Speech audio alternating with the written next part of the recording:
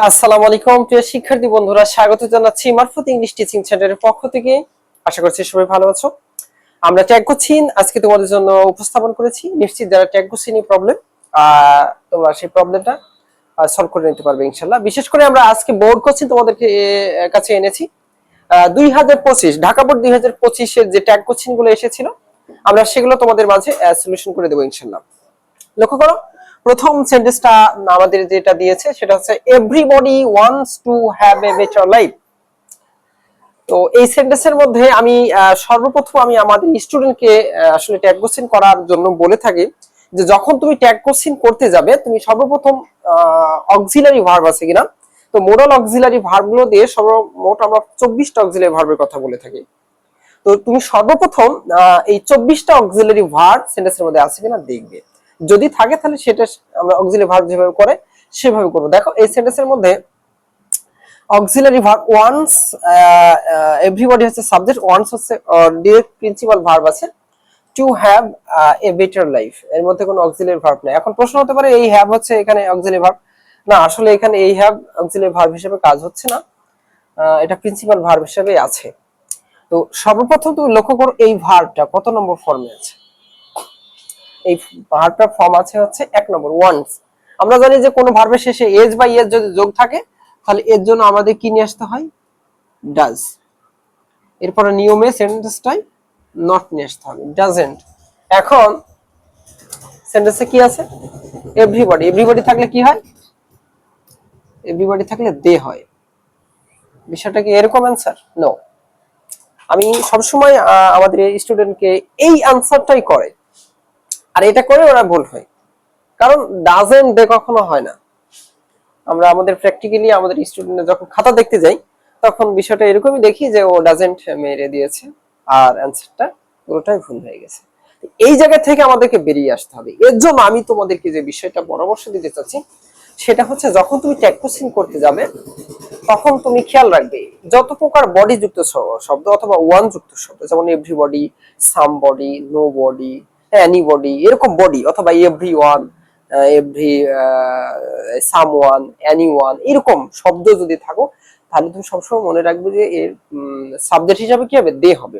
তো সাবজেক্ট হিসাবে দে হলে দে যেহেতু প্লুরাল ফর্ম, প্লুরাল ফর্মের সাথে কখনো সিঙ্গুলার ভার্ব বসতে পারে না, কারণ এখানে এস আমরা দিয়েছি, এজন্য এখানে কি হবে না, এস হবে না। অ্যানসারটা কি হবে, ডন্ট, ডন্ট দে।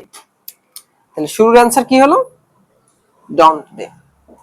তারপরে অ্যানসারে আসো, a better life seldom comes without hard work. একটি ভালো জীবন কখনো সফলতা ছাড়া আসে না। তো এখন এখানে সাবজেক্ট কি, একটা বেটার লাইফ, এটা সাবজেক্ট। এখন ভার্ব কি, এটা ভার্ব। তো এটা যদি ভার্ব হয়, ভার্বের শেষে এস বা এস যোগ থাকলে আমরা জানি যে ডাজ নিয়ে আসতে হয়, নিয়ে আসলাম ডাজ। এবার আমরা নট দেবো নিয়মে, কিন্তু নট দিতে আমরা পারলাম না, কারণ সেন্টেন্সের মধ্যে সেলডম আছে। আমরা বলেছিলাম সেলডম, স্কার্সলি, হার্ডলি, ব্যাডলি, হ্যাঁ, রিয়ারলি, নো, নেভার, এই ধরনের শব্দগুলো যেটা নেগেটিভ অর্থ প্রকাশ করে, এই ধরনের শব্দগুলো যদি তুমি সেন্টেন্সের মধ্যে পাও তাহলে আর তুমি নতুন করে নট দিতে পারবে না। এই জন্য এখানে সেলডম আছে, এই জন্য আমরা নট দিতে পারলাম না। এরপরে বেটার লাইফ, একটি ভালো জীবন।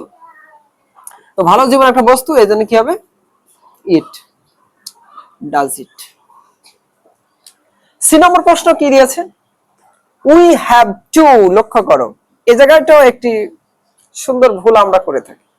হ্যাঁ, কেমন ভুল, যে আমরা কোনো প্রকার চিন্তা ভাবনা না করেই অ্যানসারটা বসাই দিই, যে এখানে হ্যাভ টু আছে আমরা হ্যাভ নিয়ে গিয়ে অ্যানসারটা করে দিই। আসলে এই অ্যানসারটা হবে না যদি আমরা হ্যাভেন্ট করে থাকি।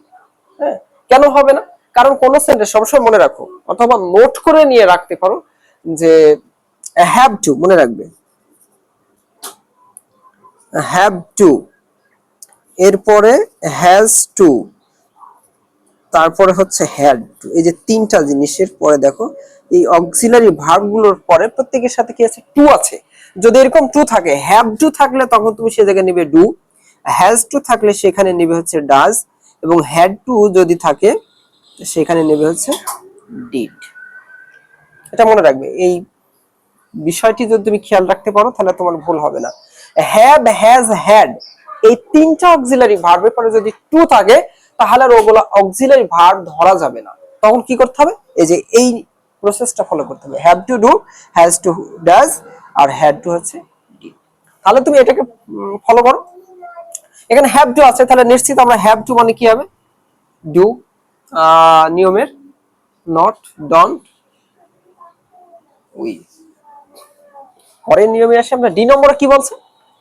ডি নম্বর বলছে যে but most of us can hardly do the job. তো এই সেন্টেন্সে অক্সিলারি ভার্ব নিশ্চিত আমরা পারছি যে ক্যান হচ্ছে আমাদের মডেল অক্সিলারি ভার্ব।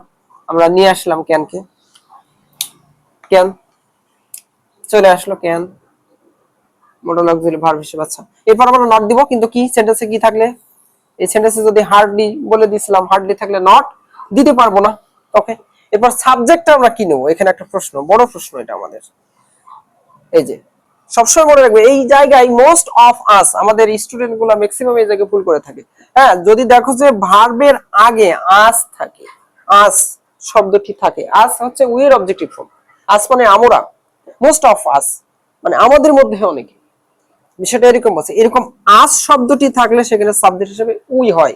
এটা সবসময় মনে রাখো। হ্যাঁ, আস শব্দ থাকলে কি হয়? সাবজেক্ট হিসেবে উই। তোমার অ্যান্সার কি হয়ে গেল? Can, we.